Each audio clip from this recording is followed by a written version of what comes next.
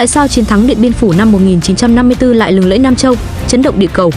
1. Vì lần đầu tiên trong lịch sử hiện đại, một nước thuộc địa nhỏ bé đánh bại một cường quốc thực dân hùng mạnh Pháp. Lúc đó được Mỹ viện trợ mạnh mẽ, có vũ khí, xe tăng, máy bay, hệ thống phòng thủ tối tân ở Điện Biên Phủ. 2. Vì nó làm sụp đổ huyền thoại bất bại của thực dân phương Tây, từ đó hàng loạt phong trào giải phóng dân tộc ở châu Á, châu Phi bùng lên mạnh mẽ, lấy Việt Nam làm cảm hứng. 3. Vì buộc Pháp ký hiệp định Geneva, chấm dứt chiến tranh ở Đông Dương, mở ra kỷ nguyên độc lập cho nhiều dân tộc. Đúng như lời báo chí thế giới thời ấy, Điện Biên Phủ không chỉ là chiến thắng của Việt Nam, mà là chiến thắng của tất cả những ai khát khao tự do.